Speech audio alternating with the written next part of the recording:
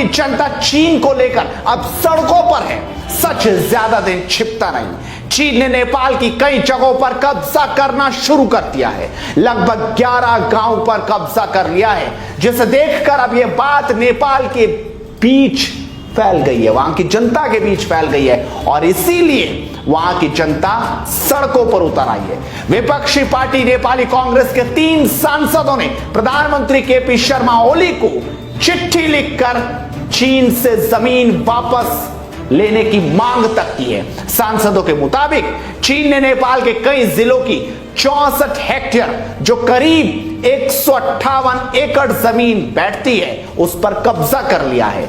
इनमें हुमला, सिंधुपाल चौक, गोरखा, रसुआ जिले शामिल है। हम लगातार इस बात को उठा रहे थे, बता रहे थे, लेकिन सरकार के हाथों कठपुतली बने कुछ लोग हमें गाली दे रहे थे। ऐसे में अब सच आना शुरू हो चुका है।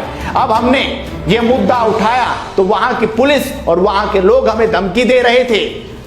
खुद सुनिए इनकी गालियां और इनकी भाषा। सुन लो भी इंडिया के चैनल के नवीन चौहान, तुम लोग तूने कुछ 2-4 भौंका हुआ तो टीवी वीडियो शेयर किया था और उसमें से कुछ कुत्ते ने ये भी बोला था कि नेपाल के पास औकात क्या है, नेपाल को हम जड़ से मिटा देंगे। लेकिन अब आपको दिखाते हैं कि नेपाल की संसद में क्या कह रहे हैं सांसद। प्रहरीहरूले नेपालको राष्ट्र खतरामा जान्छ। त्यसकारण नेपालको राष्ट्रलाई बचाउनको निमित्त बिहार र यूपीसँगको जुन मधेसीहरूको वैवाहिक सम्बन्ध छ त्यसलाई प्रकारान्तरले बिस्तारै बिस्तारै तर योजनाबद्ध व्यवस्थित ढंगले फाड्नुपर्छ, तोड्नुपर्छ, समाप्त गर्नुपर्छ भन्ने नेकपाको मानसिकता हो। के यो रियालिटी हो त सम्माननीय अध्यक्ष महोदय? यो तोडे टुट्ने सम्बन्ध हो। यो कुनै पार्टीले, कम्युनिस्ट पार्टीले, कांग्रेस पार्टीले वहीं अब भारत के साथ सीमा विवाद और नागरिकता को लेकर कड़े तेवर अपना रहे प्रधानमंत्री केपी शर्मा ओली की पार्टी अब टूट की कगार पर भी पहुंच गई है। नेपाल की सत्ताधारी कम्युनिस्ट पार्टी के कार्यकारी चेयरमैन पुष्प कमल दहल प्रचंड ने पीएम ओली की आलोचना के बाद उनसे इस्तीफे की मांग कर दी है। प्रचंड ने ओली को चेतावनी देते हुए कहा कि अगर पीएम ने इस्तीफा नहीं दिया तो वो पार्टी को तोड़ देंगे।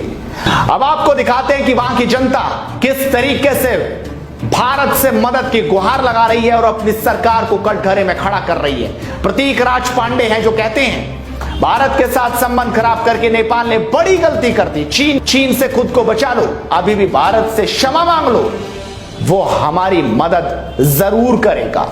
प्रभात कहते हैं हमारी सरकार मौन है क्योंकि वो चीन के डर से चुप है, पर भारत की सरकार हमारी सहायता करे, हमारे ऊपर हो रहे कब्जे को बचा ले, वरना वो दिन दूर नहीं नेपाल चीन का हो जाएगा।